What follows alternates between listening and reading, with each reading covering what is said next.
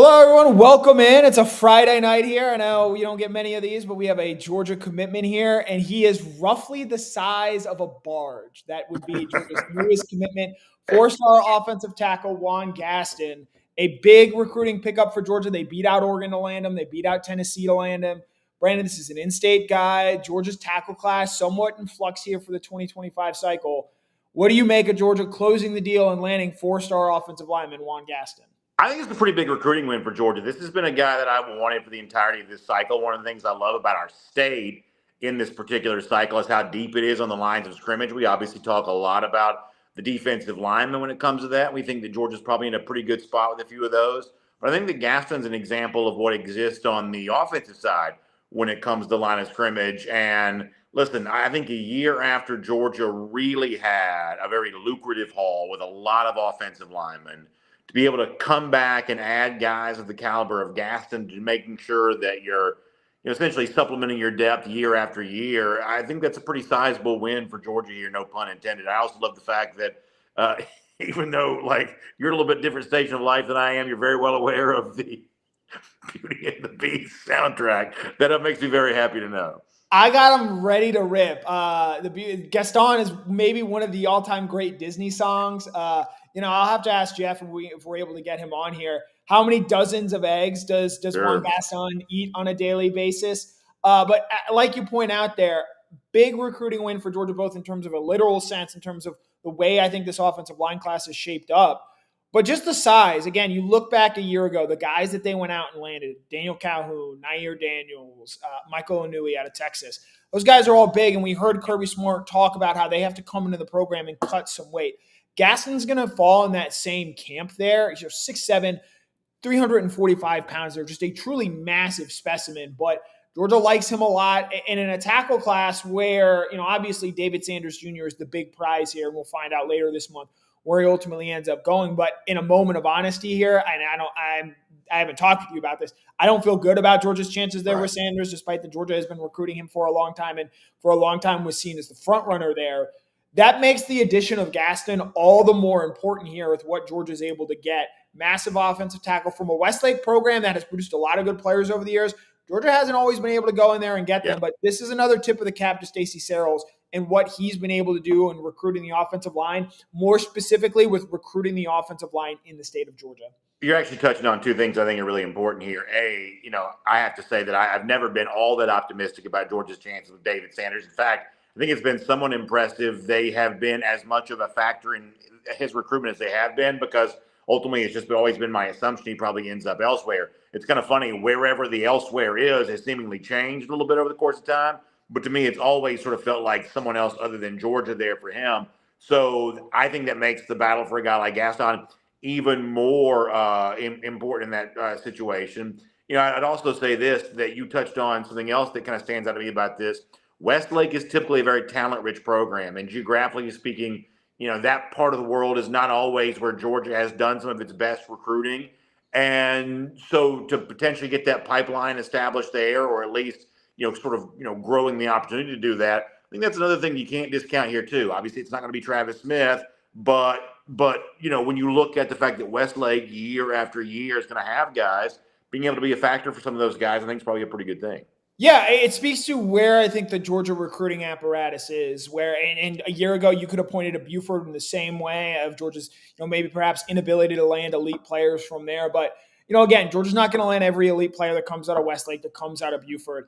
But Georgia's at a point now in recruiting or in state. And look, it's going to be a big deal every year when we see the final numbers and see who ends up going where. But that Georgia's able to go in, whether it be a metro Atlanta school like Westlake or a South Georgia school like, say, Colquitt County or Camden County down there in the way far southeast parts of the state. We'll give a Thomasville shout out here in the 229 if you're interested in that. That Georgia's able to go into any high school, and obviously it's going to change year to year, but that they're able to recruit so well in this state of Georgia where, look, they just lost Del McGee, who's now the head coach at Georgia State. There's been some flux on this coaching staff, and that Kirby Smart, to his credit here, has developed such a brand within the state of Georgia. They're able to keep landing guys like a Juan Gaston. In this case, they earned Cortez Smith's commitment earlier. Mason Short out of the Augusta area. I know there are a lot of people interested in how Georgia goes about closing the state, but when you're able to build the Great Wall of Georgia and those bricks are made in the state of Georgia, I think it makes these commitments all the sweeter. I'd also say this: there's a lot that's good about the Georgia program right now. I think the way it repopulates its offensive line depth every single year is, I think, the best thing about the Georgia program, and a very underrated aspect of why they won national championships in 2021 and 2022.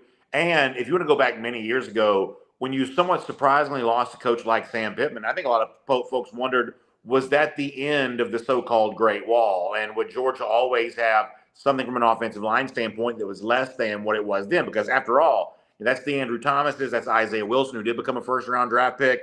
That's, inroads with Amarius Mims and guys like that. Well, the truth is with all due, credit to, guys like Stacey Searles, Georgia has not skipped a beat when it comes to quality of offensive line play and stellar quality of offensive line recruiting. To me, on a program that has a long list of things that it does right, I don't think there's anything the program does better than this. No, it is a year in, year out strength no matter who they lose. They see Amarius Mims go in the first round, and look, he didn't have the career that Andrew Thomas had, but in terms of just raw talent, I think that he is certainly up there for the best offensive lineman ever played for Georgia. I think Cedric Van Pran Granger is the best leader Kirby Smart has ever had. They're losing both of those guys. And the fact that both of them are gone and Georgia's still in a position of strength from the offensive line speaks to how good this program is. And now, fresh from the barge at Westlake High School, we bring Jeff Sentell on here to talk about Georgia's latest recruiting win here. Jeff, you're on the scene there in Westlake. A lot of theatrics there, swapping out jackets, clothes, but at the end of the day, he had a Georgia shirt on the bottom, and Juan Gaston ends up committing to Georgia. Yes, guys, this is an epic. This is an all-timer. I know the showman's out there. They're going to love the trickeration. This is like the flea flicker. This is like everything. Let me see if I can do this right now. You guys don't want to hear from me. You guys want to hear from Big Juan. Let me see if I get Big Juan in here. Juan Gaston, the newest dog. Please, man, what's the genius behind your decision? Where did you come up with that? I really just rolled out of bed and told the school. But what about the shirts and the taking off and stuff like that? Yeah, I came up with that last night. Had you ever seen that before? Why'd you want to do that? I wanted to be different.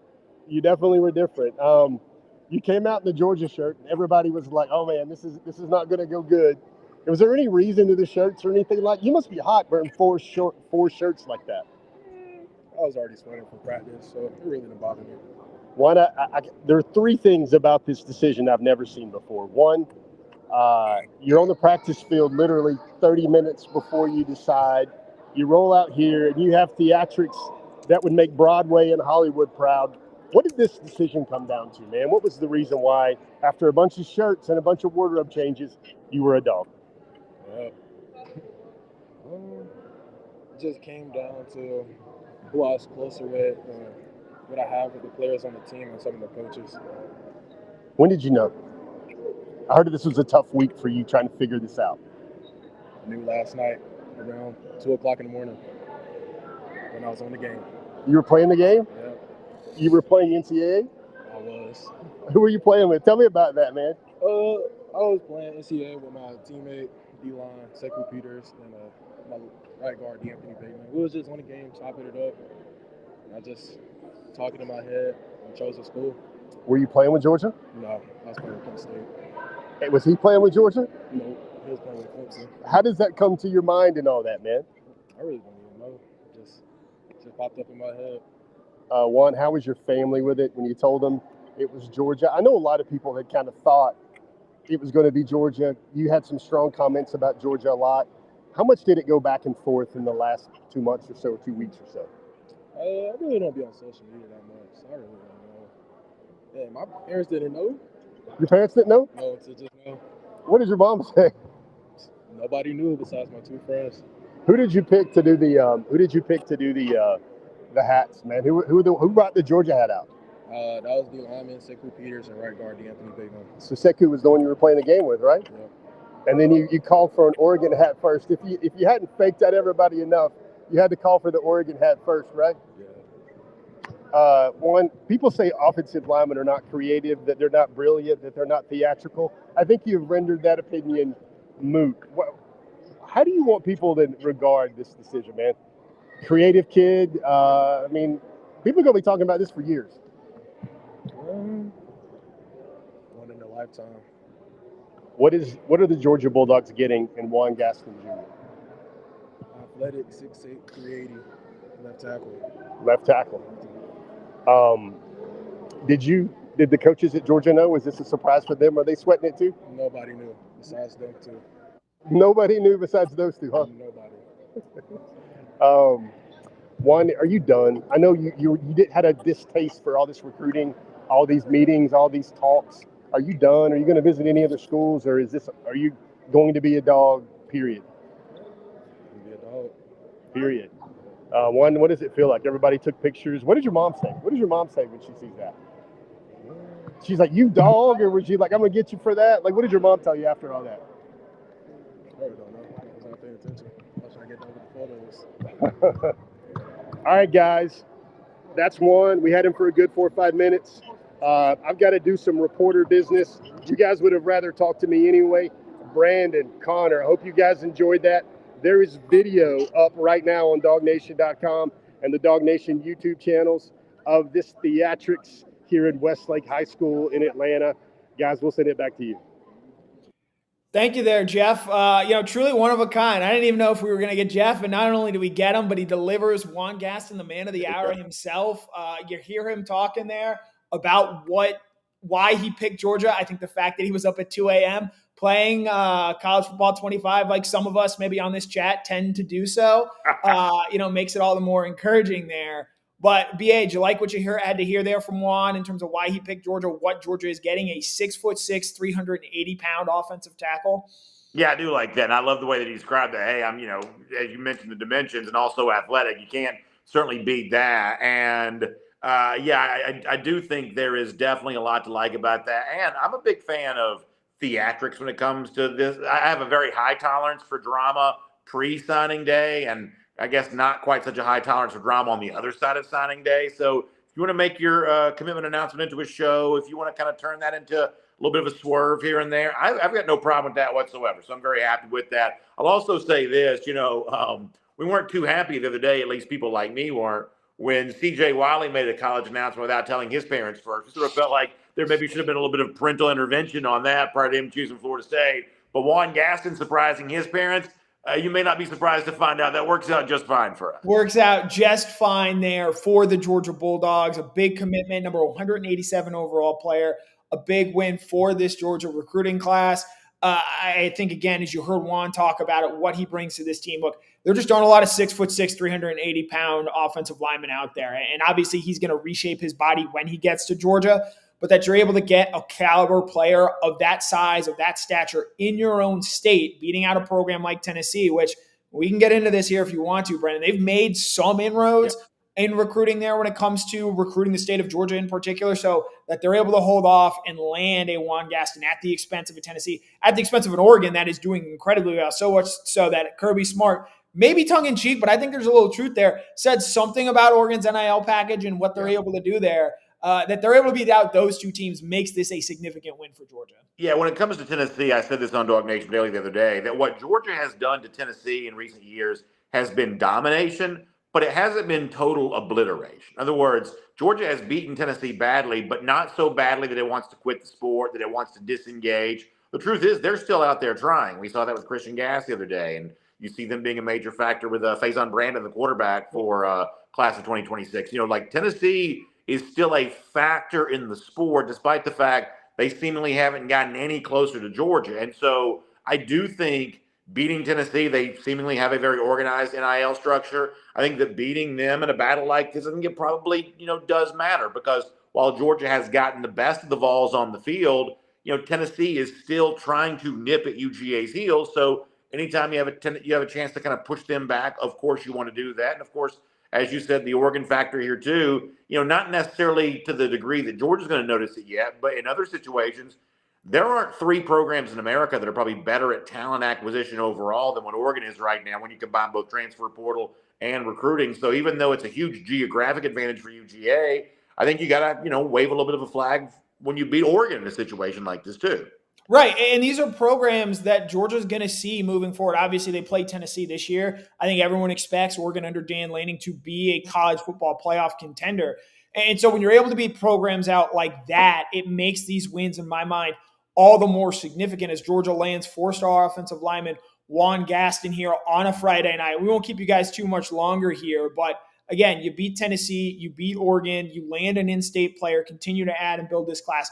Currently ranked number 4. I think they've got a chance to finish with the number 1 overall class, at the very least in the SEC, if they're able to close out with the big guys that we're going to touch on here in a little bit. What's next for UGA recruiting? We always are looking forward here. BA and all his years of wisdom on the show taught me that. I'd be remiss. You have been banging this drum for at least a year now, until when we first sort of got a real good glimpse of what this 2025 recruiting class was going to look like, what the strengths were going to be, and the big fish that are still out there. Justice Terry, Elijah Griffin, those are 2 5-star defensive linemen. And with David Sanders pretty clearly trending elsewhere, I think both of those guys are absolutely must-lands if this Georgia recruiting class is to live up to the standard that Georgia recruiting has in recent years. And if those do, end up being Georgia announcements, I can tell you this as a fan, someone who's partisan in terms of how I look at this, I'll celebrate those wins as much as anything that Georgia has gotten. I said, early on that a guy like Elijah Griffin I thought was the most important, prospect for Georgia in the class of 2025. I think that Terry has now kind of moved himself in a position where he's very, very close to being the same type of thing here. So people kind of joke about me doing chortles and things like that. Griffin and Terry are about as chortle worthy of a pair of recruits as we've seen, around Georgia in quite some time. And, to go back out there and get that next generation of what you might think could be great defensive linemen for you, obviously, including Isaiah Gibson in that discussion too, to the extent that he's going to play with his hand on the ground. There's as much to be happy about that if you're Georgia as really anything. Right. And it's one of those things of in particular, Terry and Griffin at this point in time, like we've known about them for so long.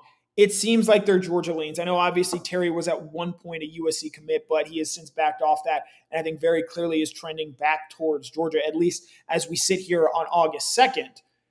When Georgia, if and when they land those guys, I think as BA hit the nail on the head, those are as significant wins as anyone can have. Because not only are you landing 2 5-star defensive linemen, you're keeping them away from Alabama. You're keeping them away from Ohio State, USC, Miami, the other elite programs out there. Look, Georgia does a better job than anyone of developing defensive line talent, whether it be Jalen Carter, Trayvon Walker, Jordan Davis, Devontae Wyatt. I can keep naming first-rounders here. But when you land that kind of talent, I know the transfer portal throws some wrinkles into this. Those guys tend to stay in your program for a while. They tend to get on the field early. They tend to make immediate impacts at a place like Georgia.